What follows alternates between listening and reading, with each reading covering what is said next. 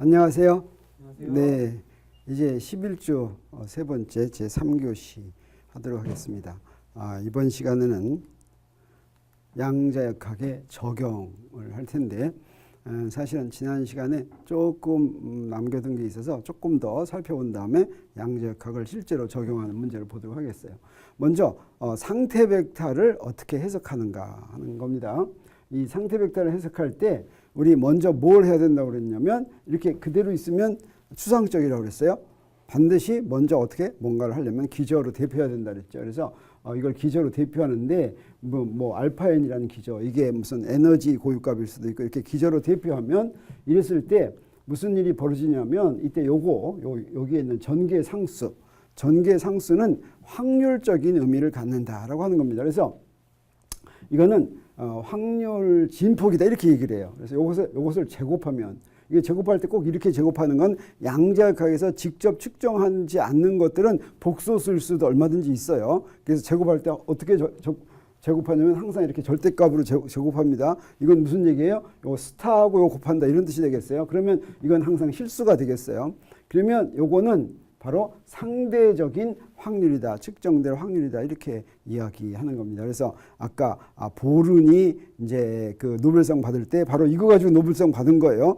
상태 벡터가 기저로 이렇게 대표됐을 때 요 앞에 있는 계수의 제곱은 그 상태가 바로 이 알파인이라는 고유 벡터가 측정될 확률이라는 의미를 갖는다라고 해석할 수가 있다라고 하는 겁니다. 그래서 측정하기 전에는 어떤 상태가 미세계의 상태가 이걸로 대표될 때 측정하기 전까지는 그 안에 어떤 고유 벡터 값들이 분포되어 있는지 알 수가 없어요. 측정하기 전까지는. 근데 일단 측정하면 어떻게 하냐면 측정해봤더니 알파인이 나왔다라고 하는 겁니다. 그러면 어떻게 되냐?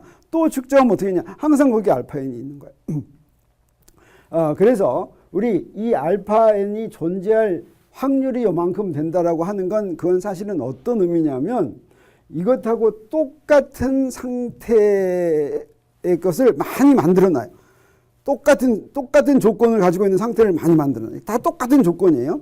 거시적으로는 조건이 다 똑같으면 그놈의 상태를 보면 어때요? 전부 다 똑같아야 되죠. 근데 미시적으로는 그게 다 똑같지 않다라고 하는 거예요. 그래서 다 똑같은 상태로 놓고서 측정을 할 것 같으면 어떤 상태가 어떤 고유값이 나올 확률이 딱 정해져 있는데 그건 이제 정해져 있어요. 아주 여러 번 굉장히 많은 상태를 만들어 놓고 측정을 하면 딱 요거의 제곱에 알맞는 만큼 이게 측정이 된다라고 하는 겁니다. 이해가 되겠어요? 뭐 이해가 되는 것 같은 표정이기도 하고 자 그렇다고 합시다. 이거 미세계의 특징이 바로 그거였어요. 다시 말하면 측정하기 전까지는 그 상태가 무엇인지 모르는 게 바로 확률로 기술된다라고 하는 얘기할 수가 있겠어요. 그 다음에 똑같은 조건의 상태 벡터가 수만이 있다면 그렇죠. 이게 된다라고 하는 거예요. 그 다음에 위치 기저를 대표한다면 어떻게 되느냐? 위치 기저를 대표하면 여기서 위치 기저를 대표하면 1 집어넣으면 이렇게 됐죠. 요걸 뭐라고 그런다 그랬어요?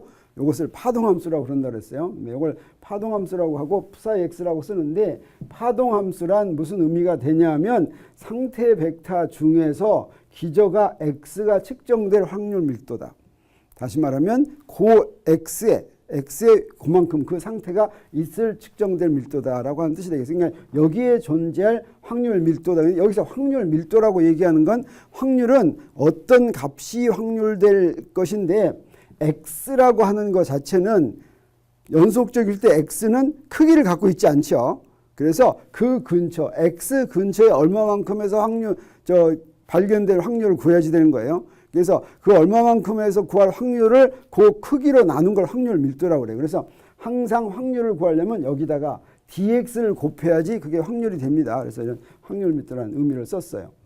그래서 만일 전자의 파동함수가 이렇게 됐다면 전자가 x에 존재할 확률은 x에서 dx만큼의 그 구간의 확률 존재할 확률은 푸사이 x의 제곱에 dx를 곱한 것과 같다라고 하는 거죠.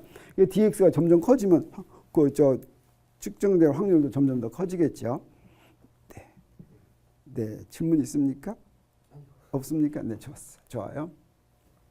그러면 이제 양자역학에서 물리량을 어떻게 구할지를 이제 봐야 될 텐데 먼저 거시세계에서 하는 것부터 한 다음에 미세계하고 비교해 보도록 하겠어요. 거시세계에서는 어떻게 하느냐? 뉴턴의 운동 법칙을 푸는데 이 뉴턴의 운동 법칙은 직접은 풀 수가 없었죠. 이건 추상적인 거였죠. 기저로 대표했어요. 기저로 대표하면 자 이런 성분. 그래서 이게 이제 벡터 방정식이라면 이런 성분 몇 개 나옵니까? 식 3개 나오죠. 그래서 X방향 성분, Y방향 성분, Z방향 성분. 그래서 요거 식 하나로 되어 있는 것 같지만 사실은 기저가 3개이기 때문에 요 식이 3개가 나오겠어요. 그래서 요걸 이제 우리가 풀어요. 요걸 풀어가지고 뭘 구하는 게 목표예요? XI를 구하는 게 목표였어요. 그래서 이 XI를 가지고 여러 가지 모든 물리량을 이제 구해냈어요. 뭐 예를 들어서 원하는 물리량을 구했는데 그래서 그 물리량을 직접 XI를 가지고 구한 물리량을 직접 측정값과 비교했죠. 뭐 예를 들어서 운동량 할 것 같으면 XI를 한번 미분해서 속도를 만든 다음에 거기다 질량 곱해가지고 그걸 운동량으로 이제 비교를 했어요. 다시 말하면 거시세계에서는 운동 법칙에 나오는 게 직접 물리량이 변수로 사용이 됐고 그 변수의 값을 직접 구해서 측정값과 직접 비교했다. 우리 이렇게 이야기할 수가 있는데 양자역학에서는 어떠냐? 양자역학에서 좀 다르다라고 하는 거예요. 먼저 운동 법칙, 이거 이제 기저해야 되는 건까지는 갔죠. 자, 이 운동 법칙에 기저를 적용해 가지고 이제 풀어요. 이렇게 해서 풀었어요. 그럼 뭐가 나오냐면 이 식을 풀어서 요거에 성분이 나왔죠. 이게 우리 목표예요. 이 성분을 구했어요. 이 성분을 구하면 요 상태 벡터를 구하는 것이나 마찬가지가 되겠어요. 그래서 이 성분으로부터 대상 물체에 대한 모든 정보를 우리가 구할 수가 있는데 그때 이 정보가 어떤 물리량에 대한 정보냐라고 한다면 어떤 연산자 O에 대응하는 물리량을 구한다고 하자. 이거는 이제 뭐 속도일 수도 있고 속도는 좋은 물리량이 아니어가지고 양자역학에서는 속도를 바로 구하지 않아요. 양자역학에서는 운동량 구한 다음에 운동량을 질량으로 나눈 게 속도예요. 그래서 뭐 이게 속도일 수도 있고 운동량일 수도 있고 가운동량일 수도 있고 뭐 에너지도 있고 뭐 그렇다면 그리고 직접 여기서 구한 이런 물리량하고 직접 비교하는 것이 아니라 기대값과 비교한다라고 하는 거죠. 그리고 기대값과 비교한다고 하는 것은 이걸 구한다는 뜻이에요. 그래서 이게 파동함수 푸사위와 푸사위 사이에 이렇게 집어넣은 거 이게 기대값인데 요거는 전체로 나누는 거예요. 근데 보통 요 놈은 뭘로 만들어 놨어요? 요 상태 벡터에다가는 어떤 수를 곱해가지고 요거를 1로 만들어 놓기도 하죠. 1로 만들어 놓지 않으면 요걸로 나눠줘야지 돼요. 1로 만들어 놨으면 1이니까 안 나눠줄 필요가 없죠. 그래서 요걸 기대값이라고 그래요. 그래서 우리가 측정값을 구하려면 3가지가 다 필요해요. 여기에 연산자도 필요하고 파동함수도 필요하고 그래서 요거 가지고 기대값을 구해야지 그 다음에 비로소 측정값하고 비교를 하죠. 그러면 이 기대값 구하면 요거는 항상 실수값이 나와요. 항상. 왜 그러냐면 요 물량에 대응하는 연산자는 허미시안 연산자인데 허미시안 연산자의 푸사이 하면 요놈 항상 실수다라고 하는 걸 증명할 수가 있어요. 사실 이렇게 해서 나오는 게 뭐가 나오냐면 여기에 뭘 곱한 거냐면 확률을 곱해가지고 고유값을 쭉 더하는데 그 확률도 실수고 그 다음에 요놈의 고유값도 실수죠. 그거 다 더하면 요 기대값은 반드시 실수가 나오겠어요. 그래서 어떤 연산자의 기대값을 이런 식으로 구할 것 같으면 이건 뭐가 되냐면 자 이거 어떻게 했습니까? 요거 요렇게 해가지고 이제 구하는 거죠. 실제로 요 연산자에 대한 행렬 요소를 전부 알면 상태 벡터 알고 상태 벡터 알면 요걸로부터 우리가 기대값을 구할 수가 있다라고 하는 걸 알 수가 있겠어요. 그래서 이처럼 그 상태 벡터가 어떤 고유 벡터의 성분을 다 알면 여기다가 집어넣죠. 여기다 집어넣어가지고 그 고유값을 물리량에 대한 기대값을 우리가 계산할 수 있다고 하는 걸 우리가 알 수가 있겠어요. 요거 이제 이렇게 말로 하니까 뭐 그런 것 같기도 하고 뭐 잘 이해가 되는 것 같기도 하고 안 되는 것 같기도 하니까 직접 예를 좀 들어봐야 되겠죠. 그래서 그 직접 들어본 예를 많이 계산했으면 좋겠는데 우리 시간이 별로 없어서 우리 뭐 양자역학 우리가 전적으로 배우는 게 아니라 양자역학은 이런 것이다라고 하는 걸 그냥 소개하는 정도가 우리 일반 물리에서 배우는 거예요. 그래서 좀 몇 가지 한두 가지를 소개하려고 합니다. 그랬을 때 양자역학 풀 때 행렬역학 방법으로 우리가 풀 때는 좀 힘드니까 우리 항상 무엇으로 푸냐면 특히 대학교 이때는 대부분의 경우에는 위치 기저에서 대표한 슈레딩거 방정식을 이용해서 문제를 풉니다. 그래서 위치 기저에서 이게 양자역학의 운동 법칙이면 위치 기저가 어떻게 됐어요? 이걸로 할 것 같으면 아까 한 거 반복하면 이렇게 하는데 요거를 다 이렇게 할 것 같으면 뭐 이런 식으로 해가지고 슈레딩거 방정식 이렇게 된다고 우리가 했죠. 자, 요걸 푸는 거예요. 요거는 이제 미분 방정식이 되겠어요. 미분 방정식. 요 미분 방정식을 푸는데 이 미분 방정식은 뭘로 되어 있냐면 여기서 보는 것처럼 미분이 이렇게 동글뱅이로 되어 있어요. 요걸 뭐라고 부르냐면 편미분이라고 불러요. 그래서 요것도 우리가 라운드 이렇게 읽기도 하고 파샬 이렇게 읽기도 해요. 그래서 파샬 제곱에 파샬 x 제곱 뭐 이렇게 읽죠. 이게 x에 대한 편미분이다 이런 뜻이에요. 편미분 방정식은 언제 나오냐 하면 편미분 방정식 언제 나와요? 이렇게?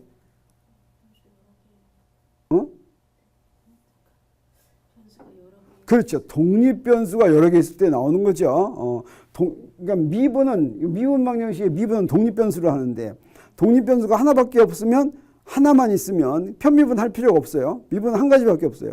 근데 독립변수가 여기 독립변수는 뭐라고 그랬어요? 미분의 분모에 나오는 거라고 그랬지. 분모에 여기 t도 나오고 x도 나오고 두 개가 나와요. 그러면 어떻게 하냐? 그러면 x로도 미분해야 되고 t로도 미분해야 되는데 편미분이란 여기서 편미분한 건 t는 변수로 생각하지 않고 x만 미분한 거예요. 라운드 t는 x는 변수로 생각하지 않고 미분한 거예요. 이걸 편미분 방정식이라고 하는데 편미분 방정식은 못 풉니다. 편미분 방정식 못 풀어요. 그냥 못 풀어요. 그래서 어떻게 만들어야지만 되냐면 편미분 방정식을 풀 수 있는 상미분 방정식으로 만들어서 풀어야지 됩니다. 그래서 편미분 방정식을 푸는 방법 중에 하나가 그것을 상미분 방정식으로 바꾸는 방법이 필요해요. 그럴 때 어떻게 해야지 바꿔지냐면 변수 분리라는 형태로 돼야지만 바꿔집니다. 자, 그래서 이제 얘기해 들어보면 그 슈레딩거 방정식은 편미분 방정식인데 편미분 방정식은 풀 수가 없고 상미분 방정식으로 바꿔야 되는데 상미분 방정식으로 바꾸려면 편미분이 변수 분리 형태로만 되어 있어야 된다라고 한다면 슈레딩거 방정식의 풀이가 항상 존재한다면 슈레딩거 방정식은 항상 변수 분리 형태로 된다 이렇게 말할 수 있겠어요? 없겠어요? 있어요. 걱정할 필요 없어요. 항상 변수 분리 형태로 되는 거예요. 근데 변수 분리 형태란 뭐냐면 이렇게 되는 거예요. 편미분 방정식이 이렇게 있으면 우리 편미분 방정식이 변수 분리 형태이면 변수 분리법을 이용해서 상미분 방정식으로 바꾸는데 이건 뭐 어려운 방법이 아니에요. 변수 분리 형태란 무슨 얘기냐면 독립변수가 한 개 이상, 두 개 이상이어서 이렇게 돼 있으면 우리 요 앞에 있는 거 요걸 갖다가 미분 연산자라고 하겠어요. 이 안에는 무슨 미분이 다 들어와도 좋아요. 뭐 라운드 x분의 라운드 x 제곱분의 라운드 뭐 이렇게 잔뜩 들어와요. 그렇지만 여기 푸사에는 한 번만 들어와. 이게 이제 선형 방정식이에요. 선형 미분 방정식은 종속 변수가 1차밖에 없는 거예요. 그래서 종속 변수가 1차밖에 없으면 항상 미분 방정식 이런 꼴로 만들 수가 있어요. 이런 꼴로. 그 다음에 이거는 여기 0 이렇게 맞는 건 이건 제차 미분 방정식이죠. 0이 아니고 여기에 독립변수의 함수가 여기 탁 들어오면 그건 비제차였어요. 그래서 제차 미분 방정식은 항상 이런 꼴로 만드는데 변수 분리 형태라고 하는 건 무슨 얘기냐면 만약 이놈이 이렇게 돼 있다면 x에 대한 미분은 이쪽에 하나 다 있고 y에 대한 미분은 이쪽에 하나 다 있고 더하기로 돼 있다면 섞여 있지 않다면 이게 바로 변수 분리 형태라고 하는 겁니다. 이렇게 변수 분리 형태가 되면 미분 방정식을 항상 풀 수 있는 상미분 방정식으로 바꿀 수가 있다라고 하는 거예요. 그래서 자, 우리 이걸 보도록 하겠습니다. 이게 바로 뭡니까? 이게 슈레딩거 방정식이죠. 근데 이 슈레딩거 방정식은 x에 대한 미분은 어디에 있어요? 여기만 있죠. 또 x라는 변수는 여기만 이렇게 있지. t라는 변수는 어디에만 있어요? 여기에만 있죠. 그래서 자, 요거는 어때요? 요거는 지금 변수 분리 형태가 된 것 같아요? 안 된 것 같아요? 된 것 같아요. 사실은 조건이 뭐냐면 포텐셜 에너지에 만약에 t가 함수면 변수 분리가 안 됩니다. 그래서 변수 분리가 되려면 조건이 뭐냐면 이 포텐셜 에너지가 t 함수가 아니어야지 되겠어요. 그러면 변수 분리가 됩니다. 근데 어때요? 이 포텐셜 에너지에 t가 있으면 곤란해요. 포텐셜 에너지에 언제 t가 있냐면 그건 인위적인 힘일 때 t가 있어요. 포텐셜 에너지는 우리가 거시세계에서 얘기할 때는 힘을 포텐셜 에너지로 표시했죠. 그랬을 때 중력을 포텐셜 에너지로 표시하고 전기력을 포텐셜 에너지로 표시하고 이렇게 자연에 존재하는 힘을 포텐셜 에너지로 표시하면 거기는 t가 안 들어가요. 시간에 따라서 변하지가 않아요. 이거는 어떤 방법이면 그 포텐셜 에너지가 시간이 흐르더라도 상수다 이런 뜻은 아니에요. 그렇지만 시간이 구체적으로 익스플리트하게 t자가 들어있지 않다 이런 뜻이 되겠어요. t는 어디에 들어있어요? 저 x인데 x는 t 함수가 되죠. X 속에 들어있어요. 그렇지만 T만에는 의존하지 않는다 이런 뜻이 되겠어요. 그래서 이게 T에 의존하지 않으면 이것은 변수분리 형태가 되겠어요. 그래서 변수분리법이란 뭐냐면 변수분리 형태인 편미분 방정식을 독립변수의 개수와 같은 수의 상미분 방정식으로 만들어낼 수가 있다라고 하는 겁니다. 독립변수가 하나면 식 하나면 그건 상미분 방정식이죠. 독립변수가 두 개면 미분방식 두 개로 만들 수 있고 세 개면 세 개로 만들 수 있다 이런 뜻이 되겠어요. 그래서 변수분리에 의해서 상미분 방정식을 바꾸는 방법이 뭐 어렵지 않아요. 왜 그러냐면 이렇게 돼 있다고 할 때 자 이게 이런 식으로 쓸 수가 있으면 항상 이게 변수분리법입니다. 뜻 봐가지고 미분 방정식이 변수분리 형태인지 아닌지 확인해요. 확인하는 거 눈으로 금방 확인하는 거 어렵겠어요? 쉽겠어요? 쉬워요. 물론 조금 복잡할 때도 있어요. 그렇게 간단하지 않을 때도 있지만 일단 쉬워요. 그러면 어떻게 하느냐? 변수분리 형태면 바로 그 풀이인 이 파동함수가 xy라는 것의 전체의 함수가 아니라 x만의 함수와 y만의 함수의 곱으로 놓을 수 있다는 걸 바로 알 수가 있어요. 변수분리 형태면 항상 이렇게 놓을 수가 있어요. 그래서 변수분리 형태인지 확인한 다음에 그 다음에 풀이를 이렇게 놓는 거예요. 그래서 x만의 함수, y만의 함수. x, y는 뭐예요? 독립변수가 있는 거.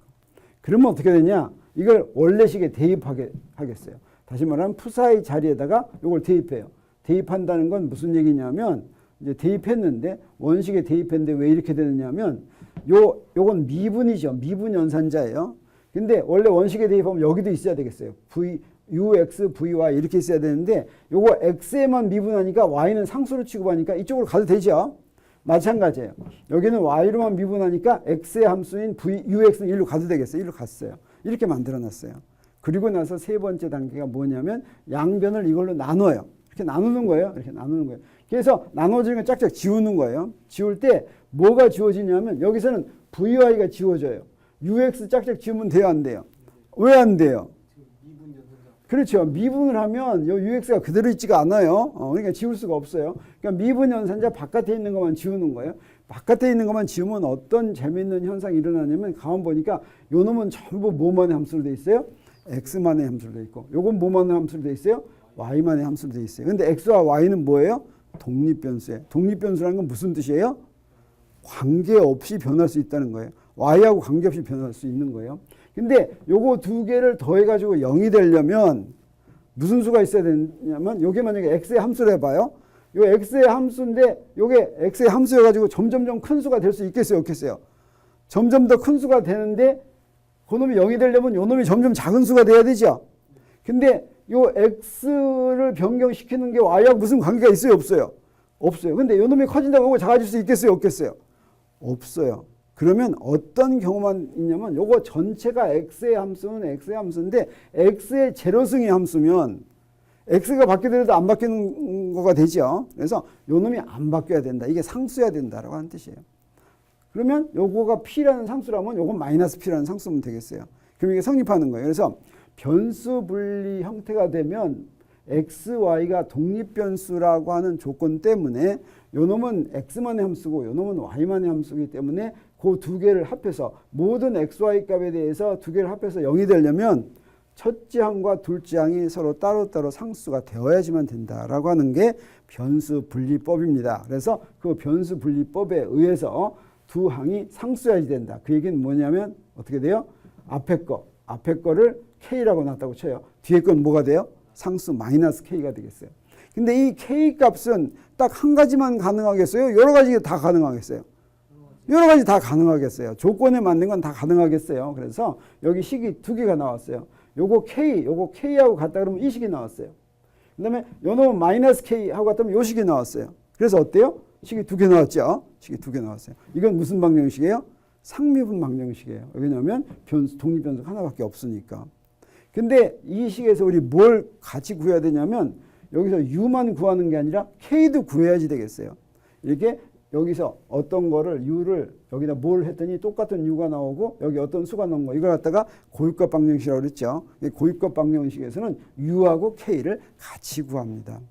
근데 그 고유값이 여기서 하고 똑같아야 되겠다라고 하는 거예요. 부호만 다르고. 자, 이런 식으로 두 개의 상미분 방정식을 같이 푸는 이런 것이 이제 편미분 방정식을 푸는 방법이 되겠어요. 이렇게 상미분 방정식으로 고쳐가지고 편미분 방정식을 풀어야 되겠어요. 네. 그러면 슈레딩거 방정식을 일단 먼저 한번 풀어보도록 하겠어요. 슈레딩거 방정식 풀 때 일단 문제가 뭐냐면 여기 먼저 딱 시간하고 위치 사이에 변수 분리가 된다는 걸 우리가 아니까 Vx가 시간에 의존하지 않는다는 조건에서 이게 또 놀랍게도 Vx가 시간에 의존하지 않는 게 바로 에너지가 보존될 조건이 되겠어요. 만약에 V가 시간에 의존하면 이거는 에너지가 보존되지 않아요. 복잡해요.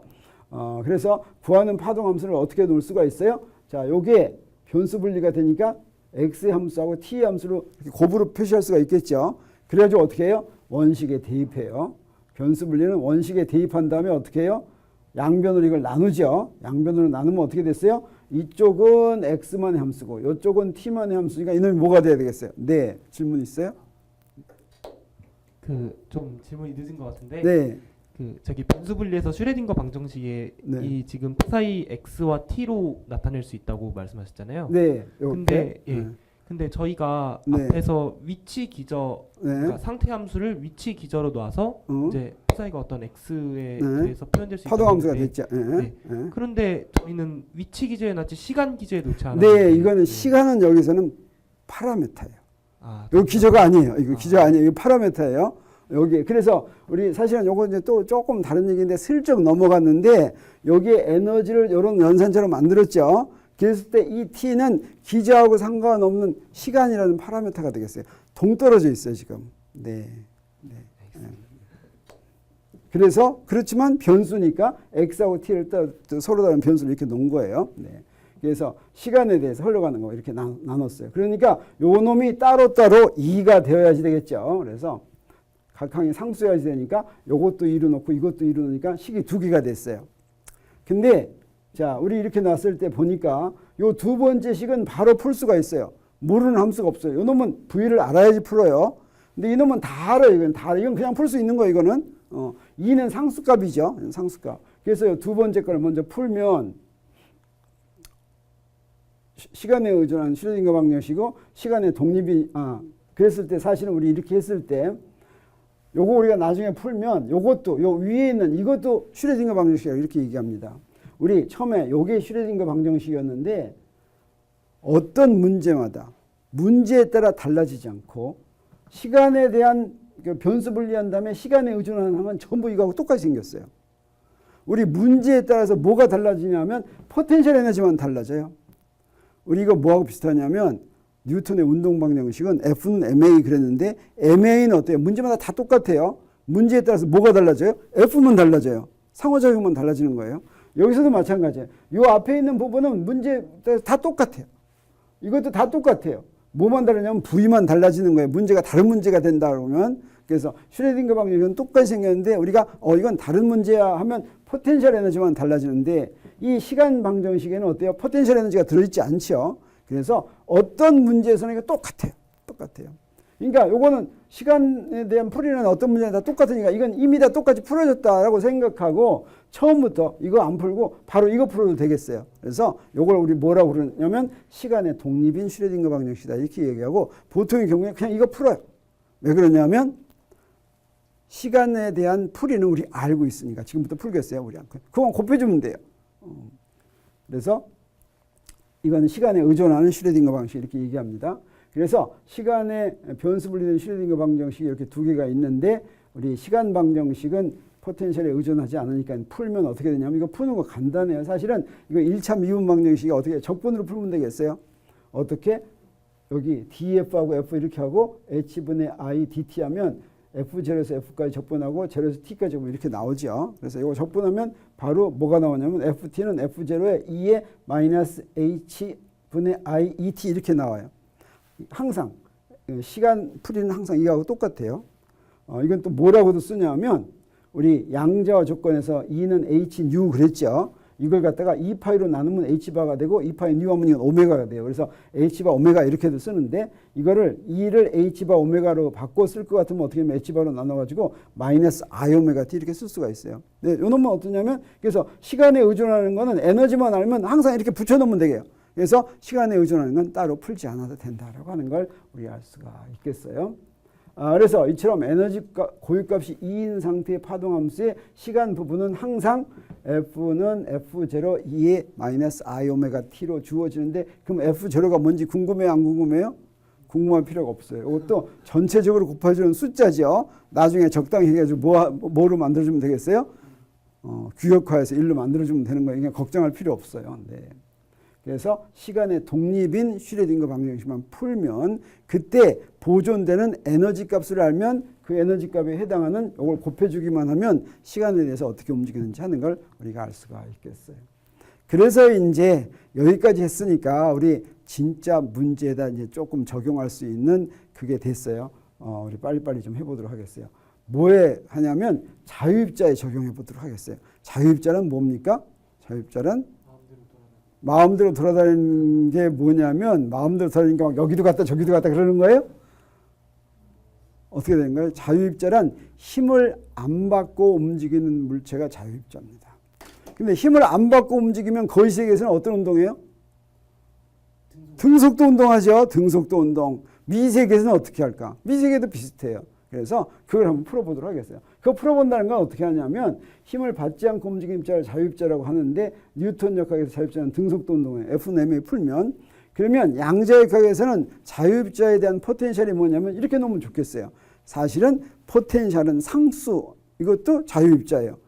이 포텐셜은 기준점을 어디다 놓냐에 따라 다르죠. 그래서 뭐 V는 제로나 V는 상수나 같은 얘기예요. 같은 얘기. 그래서 V는 제로로 놓고 슈레딩거 방식을 풀면 되는데 자 슈레딩거 방식이 그러니까 어떻게 됐어요? V양이 없어졌죠. 이거 풀면 되겠어요. 그러니까 이거 이제 금방 풀 수가 있겠어요. 이거 어떤 모양으로 풀면 되냐면 자 이거 풀려면 방정식의 모양을 어떻게 고치면 될 거냐면 요 H바 요걸 이쪽으로 갖고 나고 항상 미분 방식 만들 때는 어때요? 미분 있는 개수가 하나도 없게 만들죠. 그리고 여기다 K제곱 이렇게 하면 되겠어요. 요 K제곱은 이제 이렇게 놓은 거예요. 그래서 요 K제곱 이렇게 놓고 요거 풀면 요거 우리가 여러 번 본 거나 마찬가지인데 요거 뭐하고 비슷하냐면 요 하모닉 오실레이터에서 나오는 거하고 똑같아요. 그래서 요거 푸는 방법이 있지만 요걸 뭐 푸는 방법이 여러 가지가 있어요. 이렇게 2는 알파 X라고 놓고 이렇게 풀어도 좋아요. 그래서 풀리면 뭐가 되냐면 요거의 풀이는 두 가지가 되는데 2의 IKX하고 2의 마이너스 IKX 이렇게 나오게 되겠어요. 이놈이 어떻게 움직이는지 보려면 여기다가 시간의 풀이를 곱해야 되겠어요. 여기다 시간의 풀이를 곱하면 2의 IKX 마이너스 I오메가 T 이렇게 나와요. 이게 바로 뭐냐면 평면파예요. 평면파. 평면파로 움직이는 거예요. 그럼 평면파로 움직이는 게 바로 뭐냐면 자, 이 자유입자가 X에 존재할 확률 밀도를 구하려면 이놈이 어떤 X에 존재할지를 구하려면 어떻게 하면 된다고 그랬어요? 파동함수를 제곱해보면 안다고 그랬죠. 그래서 2의 IKX 제곱하면 뭐가 나와요? 1이에요. 이 얘기는 뭐예요? X가 어디냐 어떻다는 거예요. 전부 다 똑같다는 거죠. 이 얘기는 무슨 얘기예요? 어디나 있을 확률이 다 똑같다라고 하는 거예요. 이게 바로 평면파예요. 평면파는 어디나 쫙 존재하는 게 되겠어요. 쫙 존재하는 거. 그러면 자유입자가 존재할 확률은 어디나 다 똑같다. 이건 뭐라고 놓을 수가 있냐면 델타 X가 얼마라는 거예요? 무한대다라는 거예요. 어디나 다 있을 수 있으니까. 그러면 자유입자의 선운동량은 얼마인지 보려면 어떻게 하면 돼요? 우리 기대값 구했죠. 기대값 구할 때 어떻게 하면 되냐면 기대값 안 구하고 그냥 이렇게 했네. 자, 이렇게 했어요. 자, 이게 바로 뭐였냐면 아까 이렇게 K라고 놓은 거였어요. 근데 2는 2n분의 P제곱이죠. 2는 2n분의 P제곱에서 선운동량은 뭐가 되냐면 H밥 K 이렇게 되는데 여기서부터 요 K값이 딱 일정하기 때문에 선운동량은 P는 H밥 K로 일정하다. 우리 기대값 구해도 요거 딱 나와요. 기대값 구해도. 한번 기대값 구하는 걸로 해보도록 하겠어요. 자, 2의 IKX의 기대값 구하려면 여기다 P의 연산자를 해야 됐죠. P의 연산자면 라운드 X분의 라운드 하면 뭐 나와요? IK 튀어나오죠. IK. 그러고 나서 여기다가 그 불화 푸사이 하면 2의 마이너스 IKX를 곱하는 거죠. 그럼 이거 없어지죠. 그러니까 뭐만 남았어요? IK만 남았죠. IK만 남은 거. 그거 가지고 H바를 곱하면 바로 이거하고 똑같이 나오는 게 나와요. 그래서 운동량이 K로 일정하다라고 하는 거죠. 이 얘기는 무슨 얘기예요? 델타 P가 한 값으로 일정하니까 델타 P는 얼마라는 거예요. 딱 정해졌으니까. 아니, 델타 P는 0이다라는 뜻이에요. uncertainty가 없다는 뜻이에요. 네. 그게 바로 불확정성 원리를 만족해요, 안 해요? 델타 X가 0이고 델타 X가 무한대고 델타 P가 0이면 이게 바로 불확정성 원리를 만족하죠. 하나가 0이면 나머지는 반드시 무한대야지 된다라고 하는 걸 우리가 알 수가 있겠어요. 그 다음에 또 적용해 볼 수 있는 걸로 무한 우물이 있어요. 무한 우물이라는 건 뭐냐면 박스인데 박스 속에 절대 바깥으로 못 나가는 거예요. 박스 안에서는 아무런 힘도 안 받아요. 절대 바깥으로 못 나가려면 포텐셜이 무한대가 돼야 되겠어요. 근데 3차원 박스는 풀기가 어려우니까 1차원 박스를 하겠어요. 1차원 박스. 1차원 박스는 입자가 제로하고 A 사이에서만 움직인다라고 하는 뜻이 되겠어요. 네. 그게 바로 1차원 무한 우물이 되겠어요. 이런 식으로 된 거예요. 여기서만 입자가 있는 거예요. 그러면 이거 여기다가 슈레딩거 방정식을 적용하는데 이거 어떻게 하느냐? 슈레딩거 방정식 적용할 때 어떻게 하냐면 자, x는 0보다 작거나 x는 0보다 크면 입자가 있을 수 없다 그랬죠. 입자가 있을 수 없으려면 푸사이가 어떻게 해야 되겠어요? 파이가 0이어야 되겠죠. 자, 여기서는 파이 그냥 슈레딩거 방식 안 풀어도 알아요. 그냥 파이가 0이에요. 그러니까 어디서만 구하면 되냐면 제로하고 A 사이에서만 구하면 되겠어요. 요 사이에서는 요게 되는데 왜? 포텐셜 에너지가 여기서 0이니까 이건 뭐하고 똑같아요? 아까 구한 거하고 똑같죠? 네, 자유입자하고 똑같아요. 그래서 자유입자하고 구한 거 똑같이 하겠어요. 그러면 이때 이제 여기서는 요거를 어떻게 해야 되냐면 두 개가 다 있을 수 있는데 얼마가 있는지는 모르니까 요거 앞에는 A라고 놓고 여기 앞에는 B라고 놓겠어요. 그럼 요거 A 제곱하면 요 놈이 있을 확률이 되겠고 요거 B 제곱하면 요 놈이 있을 확률이 되겠어요. 그러면 요 두 개는 무엇으로 구하냐면 경계 조건으로 구해요. 경계 조건이 뭐예요? 아까 자유입자일 때는 경계 조건이 없었어요. 이건 전부 다 아무 데나 있을 수 있는데 이거는 제로하고 A 사이에만 있고 그 바깥에는 어떻게 된다 그랬어요? 0이라고 그랬어요. 그래서 경계 조건이 뭐가 되냐면 이게 되는 거예요. 파이 값 또는 1차 도함수 값이 이제 경계 조건인데 이 문제에서는 파이 제로에서도 제로고 파이 A에서도 제로다라고 하는 게 되겠어요. 이걸 대입하겠어요. 그래서 첫 번째 경계 조건에서 보면 뭐가 되냐면 고유 에너지. 이제 이 경계 조건에서부터 고유 에너지가 나온다라고 하는 거예요. 자, 경계 조건에 이걸 적용하면 아까 여기다가 파이 제로에다 대입했어요. 그러면 A의 EIKX 더하기 B2의 마이너스 IKX니까 X에 0 대입하면 다 1 되죠. 그래서 이거 어떻게 보면 A 더하기 B 이렇게 됐어요. 근데 요 놈이 0이어야 되니까 이거 무슨 얘기냐면 B는 마이너스 A다 이런 뜻이 되겠어요. 그래서 그걸 대입하면 이런 꼴이 나오겠어요. 이런 꼴. 그리고 여기다 이제 두 번째 경계 조건은 A를 대입해도 0이 되는 거예요. 그래서 두 번째 경계 조건 0 대입했어요. 근데 요 놈은 뭘로 고칠 수 있냐면 2의 IKX 마이너스 2의 마이너스 IKX는 sin KX 이렇게 고칠 수 있어요. 그거 뭘 이용한 거냐면 이거 이용한 거예요. sin KX는 이렇게 표시되는 거예요. sin 세타는 이렇게 표시되는 거 이용하면 여기 sin KX 이렇게 돼요. 그래서 여기다가 A를 대입하면 뭐가 되냐면 2IA sin KA는 제로 이렇게 돼요. 근데 이거 뭐 구하려고 했어요? 우리 요 앞에 있는 개수 구하려고 했죠. 그래서 그래서 요거 A가 0인가 보다 이렇게 하면 되는데 A가 0이면 뭐가 되는 거예요? 파동함수가 0 되는 거죠. 그래서 A가 0이면 안 되겠어요. 자, 이건 풀이해서 제외시켜야지 되겠어요. 그러려면 어떻게 해야 되냐면 요 뒤에 게 0 되는 수밖에 없어요. 이 뒤에 게 0이 된다는 건 무슨 뜻이냐면 이건 할 수 없이 뭐가 제한을 받는다는 거냐면 K가 제한을 받는다는 뜻이 되겠어요. K는 뭐였냐면 에너지를 얘기해 주는 거였어요.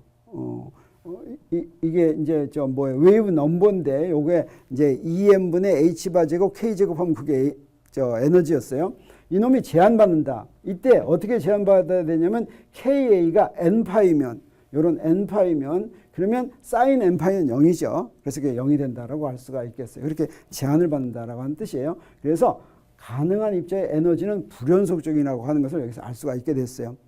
에너지가 불연속이라고 하는 것을 우리 플랑크가 맨 처음 이제 알아냈죠. 근데 이런 에너지가 사실은 어떤 조건 아래에서 불연속이에요. 항상 불연속이 아니라 어떤 입자가 있으면 그 입자가 어디든지 다 존재할 수 있으면 연속적인 값을 가질 수가 있어요.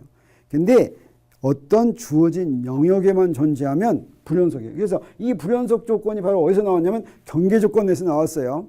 만약에 이 경계 조건이 만약에 좀 더 큰 상자 속에 있다면 이 불연속의 간격이 어떻게 되겠어요? 간격이 더 작아져요. 간격이. 아주 멀어지면 간격이 거의 없어져요. 아주 좁으면 간격이 더 커져요. 자, 그런 효과를 갖고 있어요. 그래서 에너지는 불연속적이다라고 하는 게 바로 경계 조건 때문에 나왔다.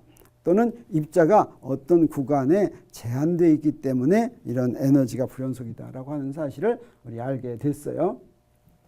그러면 고유함수는 어떻게 되냐면 여기다 집어넣었을 때 고유함수는 바로 요게 어떤 고유값 갖는 거예요. 요 kn이 어떤 값을 가져야 됐냐면 a분의 n파이 값을 가져야만 됐어요. 그래서 고유함수는 이렇게 됐어요.